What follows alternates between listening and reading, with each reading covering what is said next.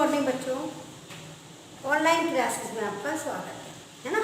आज हम आपको टॉपिक लेके आए बच्चों, पार्टिसिपेशन रिलेटेड राइट्स, है ना।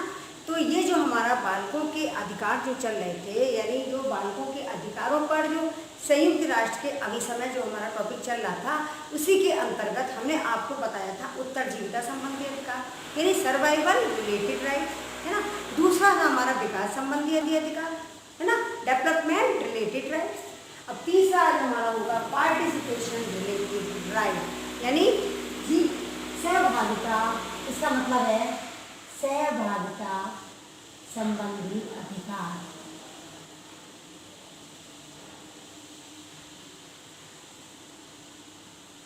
सहभागिता संबंधी अधिकार टॉपिक। तो बच्चों जो बालकों को अधिकार दिए गए हैं, है ना, बालकों को जो अधिकार प्रदान किए गए हैं जिससे उनका जीवन सुरक्षित रहे, यानी हमारे इसमें सामान्य बालक और विकलांग बालकों को समान दृष्टि से देखा जाए, उनके साथ में समानता का व्यवहार किया जाए। जो समावेशी शिक्षा के अंतर्गत हमारा आता है कि विकलांग बालक और सामान्य बालकों को एक ही दृष्टि से देखा जाए, सबको समान शिक्षा दी जाए। जैसे जो हम बताते हैं समावेशी शिक्षा में कि सामान्य बालक और विशिष्ट बालकों को एक ही कक्ष में एक ही शिक्षक के द्वारा जो शिक्षा प्रदान की जाती है वो हमारे होते हैं, वो हमारे समावेशी शिक्षा कहलाती है। तो सामान्य बालक और विशिष्ट बालक, तो सामान्य बालक तो हमारे सामान्य हो गए, और विशिष्ट बालकों के अंतर्गत हमारे जैसे मंदबुद्धि बालक हैं, कम अपाहिज बालक हैं, पिछड़े बालक हैं, इस तरह के बालक जो होते हैं हमारे वो आ जाते हैं हमारे विशिष्ट बालकों के अंतर्गत। तो इसीलिए इन बालकों को जो शिक्षा प्रदान की जाती है सामान्य बालकों के साथ, वो हमारी समावेशी शिक्षा होती है। तो इसीलिए जो हमारे अधिकार प्रदान किए गए हैं बालकों के प्रति, जो अधिकार प्रदान किए गए हैं, जो बच्चों को पूरे अधिकार प्रदान किए जाएं कि और जिससे उनकी सुरक्षा हो, जीवन कैसे जी सकते हैं, उन्हें अपना जीवन जीने का अधिकार है। तो उसमें जीवन जीने के अधिकार में कि उनका जीवन सुरक्षित रहे, वो अपनी देखभाल, अपना संरक्षण स्वयं कर सकें, इसलिए जो उनको अधिकार प्रदान किए गए हैं कि जैसे पोषण का अधिकार है हमारा, चिकित्सा संबंधी अधिकार है, आवास संबंधी अधिकार है। तो यानी जो हमारा पोषण का अधिकार यानी बच्चों को संतुलित भोजन वगैरह दिया जाए, पौष्टिक तत्वों से युक्त भोजन दिया जाए जिससे बच्चा स्वस्थ रहे। जब बच्चा स्वस्थ रहेगा तो उसको किसी प्रकार की कोई बीमारी नहीं होगी, है ना, जिससे वो आगे अपनी ज़िंदगी में तरक्की कर सकता है। तो उसी में अब चिकित्सा संबंधी अधिकार कि बच्चों को उसके चिकित्सा संबंधी अधिकार भी प्रदान किया जाए, जैसे संक्रामक रोगों से मुक्ति दिलाना, इम्यूनिटी पावर बढ़ाना, है ना, इस तरह से उसकी मेडिकल चिकित्सा भी की जानी चाहिए। फिर हमारा आता है आवास संबंधी कि उसके आवास की भी व्यवस्था करना ही सरकार का काम है कि उसके आवास की व्यवस्था कैसे की जाए, यानी आवास उसका कैसा हो जिससे बच्चे को संतोषप्रद जीवन व्यतीत कर सके, है ना। अब हमारा बच्चे जो हमने आपको समझाया था उत्तरजीविता का अधिकार, दूसरा था हमारा डेवलपमेंट यानी विकास संबंधी, यानी बच्चे का डेवलपमेंट कैसे हो, उसका विकास कैसे हो। तो यानी शैक्षिक गतिविधियों के सारी हर प्रकार की शैक्षिक गतिविधियां प्रदान करनी चाहिए और वो सामाजिक सांस्कृतिक सभी प्रोग्राम में जो है भाग ले सके, जिससे बच्चे को इसमें सभी का सहयोग प्रदान हो, सभी का सहयोग दिया जाए बच्चों के, जिससे बच्चा जो है अपनी लाइफ में कुछ कर सके। अब हमारा तीसरा आता है बच्चों पार्टिसिपेशन रिलेटेड राइट यानी सहभागिता संबंधी अधिकार। अब इसमें क्या है कि बच्चों की सहभागिता भी जरूरी है। तो सांस्कृतिक कार्यक्रम है, हमारे सामाजिक कार्यक्रम है, तो इसमें जो है बच्चे को सहभागिता प्रदान की जाए, है ना। तो ये हमारा जो है सहभागिता संबंधी, तो आज हम इसके बारे में डिटेल में आपको समझाएंगे। ये है हमारा जो सहभागिता।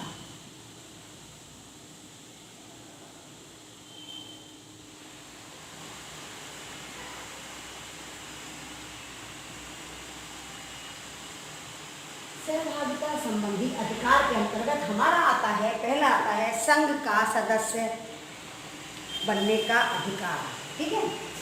पहला आता है हमारा संघ का सदस्य बनने का अधिकार।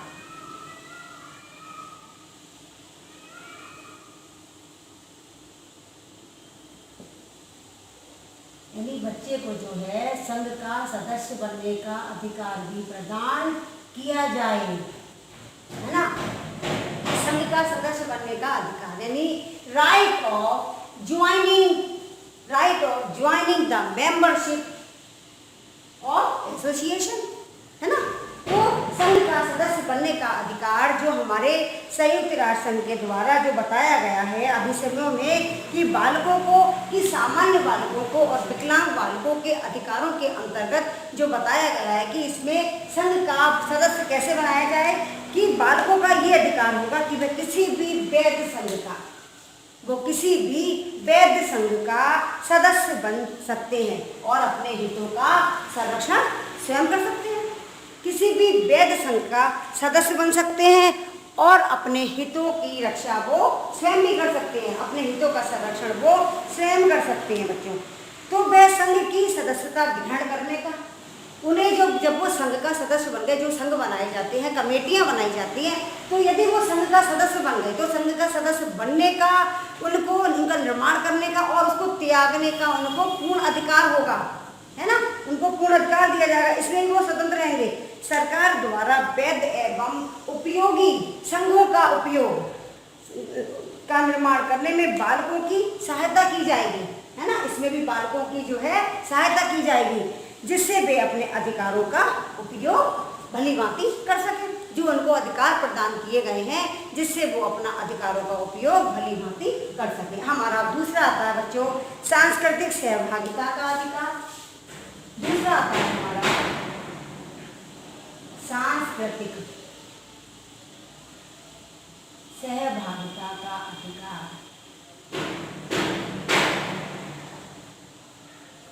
सहभागिता का अधिकार यानी राइट ऑफ कल्चरल पार्टिसिपेशन, है ना। जो कल्चरल प्रोग्राम वगैरह होते हैं विद्यालय में, विविध जयंतियों पर, विविध प्रकार की जयंतियाँ जो मनाई जाती हैं, जो राष्ट्रीय पर्व होते हैं विद्यालय में, तो उनमें जो है बच्चों की सहभागिता बहुत जरूरी है। बच्चे अपनी रुचि और योग्यता के अनुसार अपना प्रदर्शन कर सकें, मतलब दिखा सके कि हमारे अंदर क्या एबिलिटी है। तो जिसमें जिनका इंटरेस्ट होता है उसी के अनुसार बच्चे को जो है अपनी एबिलिटी दिखा सकते हैं बच्चे कि हमारे अंदर क्या एबिलिटी है ना। तो इसलिए इसका भी अधिकार बच्चों को प्रदान किया गया है। तो विद्यालय में जो भी कार्यक्रम होते हैं तो बच्चे उसमें रुचि और योग्यता के अनुसार बच्चे को अपना कार्यक्रम करना चाहिए। तो ये भी अधिकार बच्चों को दिया गया है। अब अगला आता है हमारा सामाजिक सहभागिता का अधिकार। नंबर 3 सामाजिक सहभागिता का अधिकार।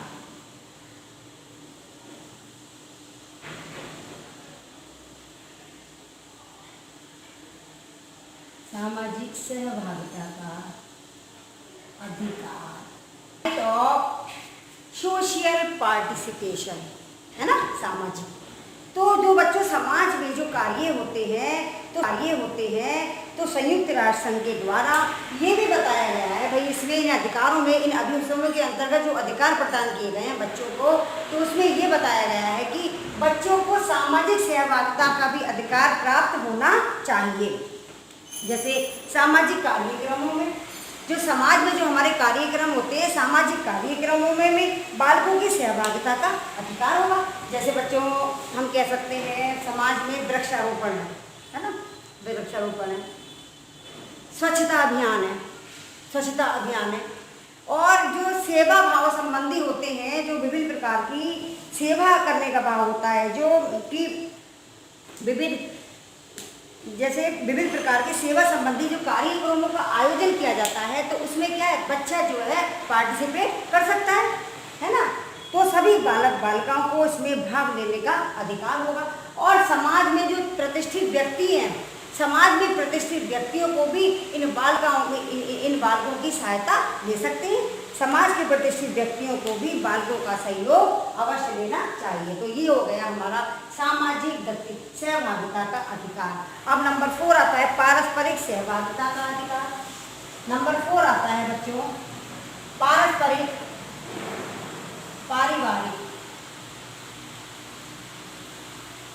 सहभागिता। पारिवारिक सहभागिता का अधिकार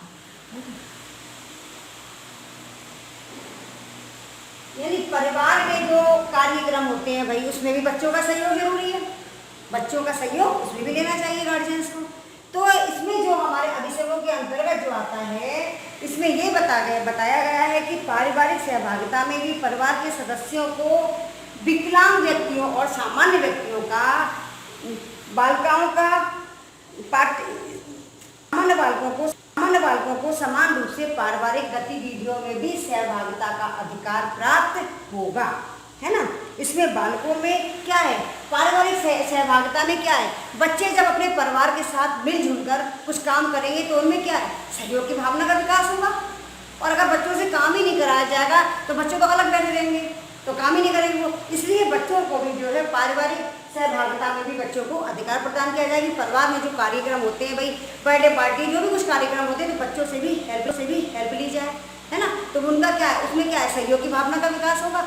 और इस तरह से जो विकलांग बच्चे हैं हमारे, तो विकलांग बच्चों के अंदर हीन भावना उत्पन्न नहीं होगी। जो विकलांग बच्चे होते हैं वो अलग बैठे रहते हैं कि हम कुछ नहीं कर सकते, कि हम नहीं कुछ कर पाएंगे, यानी वो चल फिर नहीं सकते। तो क्या उन बच्चों का भी हेल्प जरूरी है कि जिससे वो अपने अंदर हीन भावना लेके आए, ठीक है ना। अब हमारा नंबर 5 है बच्चों, शैक्षिक गतिविधियों में सहभागिता का अधिकार।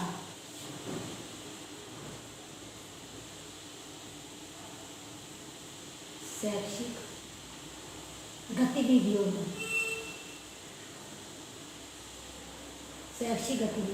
सहभागिता का अधिकार।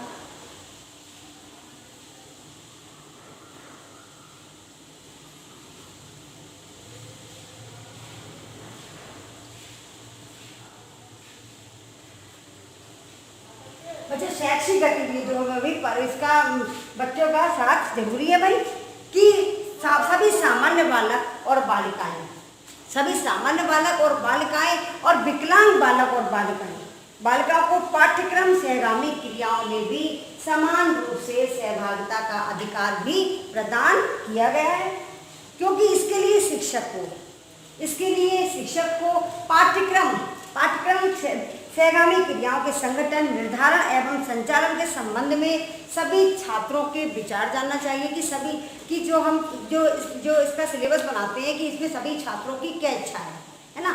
तो उन सभी छात्र, इससे प्रत्येक छात्र को अपनी रुचि के अनुरूप, है ना, इससे प्रत्येक छात्र को अपनी रुचि के अनुरूप पाठ्यक्रम सहगामी क्रियाओं में सहभागिता के अवसर प्राप्त हो सकेंगे और उनको शैक्षिक गतिविधियों में भी सहभागिता का अधिकार प्राप्त होगा। ठीक है, अगला पॉइंट आता है हमारा बच्चों, राजनीतिक सहभागिता संबंधी अधिकार।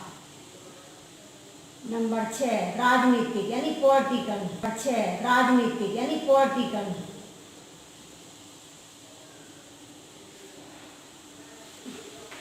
राजनीतिक सहभागिता संबंधी अधिकार।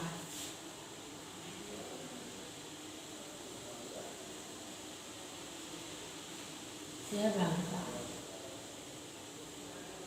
संबंधी अधिकार यानी बच्चों को राजनीति संबंधी सहभागिता अधिकार भी प्रदान किया गया है, कि राजनीतिक सहभागिता से संबंधित जो राजनीतिक कार्यक्रम है, हमारे राजनीतिक कार्यक्रम को संपन्न करने का अधिकार। जैसे विद्यालय में छात्र छात्राओं के लिए एक संसद बनाने का निर्माण करना है।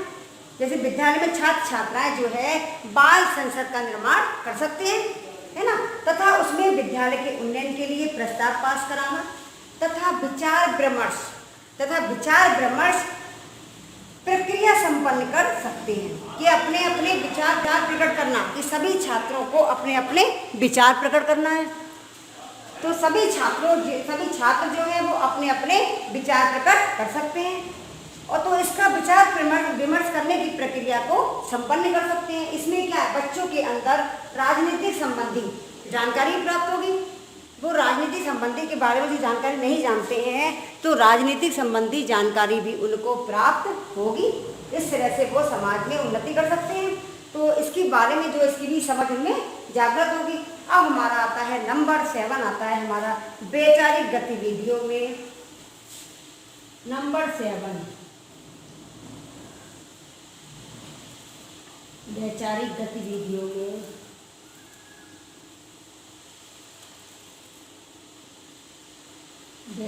गतिविधियों में सहभागिता का अधिकार।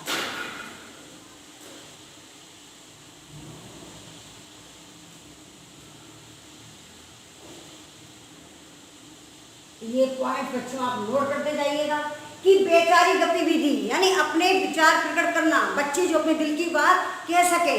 तो इसमें इस संदर्भ में भी क्या कहा गया है कि प्रत्येक बालक को यानी right of participation in view, है ना, इन व्यू एक्टिविटीज, इन व्यू रिलेटेड एक्टिविटीज, है ना। तो इसमें क्या है भाई, इस संदर्भ में ये बताया गया है कि प्रत्येक बालक को विचार विमर्श संबंधी विविध गतिविधियों में भी सहभागिता का अधिकार है। अपने अपने विचार प्रकट कर सकते हैं। जैसे विद्यालय में अनुशासन संबंधी नियमों के निर्धारण पर, विद्यालय में अनुशासन संबंधी जो नियम बनाए गए हैं उन नियमों के निर्धारण पर विचार विमर्श की प्रक्रिया में प्रत्येक छात्र छात्रा को अपनी सहभागिता प्रकट करनी होगी। जो उसमें जो विद्यालय में जो नियम बनाए गए हैं उसमें प्रत्येक छात्र छात्रों को अपनी सहभागिता प्रकट करनी होगी, अपने विचार प्रकट करना होंगे तथा इस प्रकार की अनेक वैचारिक गतिविधियों में बालक बालिका जो है भाग ले सकते हैं। तो ये भी वैचारिक गतिविधियों में सहभागिता का भी अधिकार भी उनका उद्देश्य है, उस अधिकार को भी उनको प्रदान किया जाए। अब हमारा अगला आता है मनोरंजन संबंधी गतिविधियों में नंबर 8, मनोरंजन संबंधी गतिविधियों में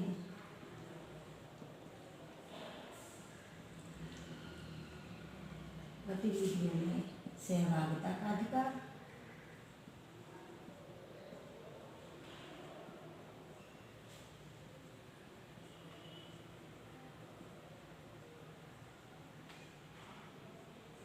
मनोरंजन संबंधी गतिविधियों में सहभागिता का अधिकारी right of participation in entertainment related activities, यानी मनोरंजन संबंधी जो विद्यालय में मनोरंजन संबंधी कार्यक्रम प्रस्तुत किए जाते हैं। जैसे खेल संबंधी कार्यक्रम है, खेल में क्या है कि कविता खेलना है, कविता, कहानी, कविता, जो इस तरह के प्रोग्राम किए जाते हैं, बाल सभा है, इन सब चीज़ों का आयोजन किया जाता है। तो इसलिए प्रत्येक बालक बालिका को चाहे वो सामान्य हो या वो विकलांग हो, यानी उसको मनोरंजन संबंधी गतिविधियों का अधिकार भी प्रदान किया जाए। तो जैसे विद्यालय व्यवस्था में अनेक प्रकार के जो खेल होते हैं बच्चों, नाटक होते हैं, खेल है, नाटक है, बाल सभा है आदि का जो आयोजन होता है, इसमें क्या है, इसमें बच्चे अपनी अपनी एक्टिविटी दिखाएं कि हमें क्या करना है इस प्रोग्राम में। तो ये सभी गतिविधियां छात्रों का जो है वो मनोरंजन करती हैं। जो इस प्रकार की गतिविधियां होती हैं विद्यालय में, जो कार्यक्रम प्रस्तुत किए जाते हैं, तो उसमें क्या है, बच्चों का मनोरंजन होता है। तो ये भी बच्चों को इसमें छात्र बिना किसी भेदभाव के अपना जो है कार्यक्रम, जो अपना प्रदर्शन है वो प्रस्तुत कर सकते हैं, बिना किसी भेदभाव के अपनी सहभागिता का प्रदर्शन कर सकते हैं, है ना।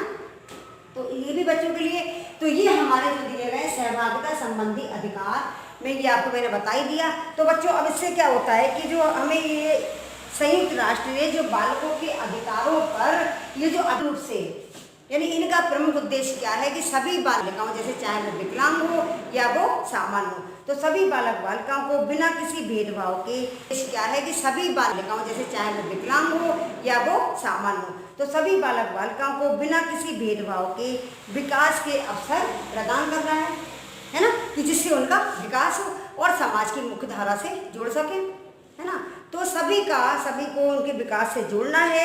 और दूसरे शब्दों में हम ये भी कह सकते हैं कि बालक के कोमल मन को किसी प्रकार का कोई आघात न पहुँचे, इसलिए जो इनको अधिकार दिए गए हैं, इसके लिए संयुक्त राष्ट्र ने इन अधिकारों को अभिसमूहों के माध्यम से ही प्रकट किया है। ये अधिकार बच्चों के लिए जरूरी है और इन अधिकारों का पालन करना चाहिए।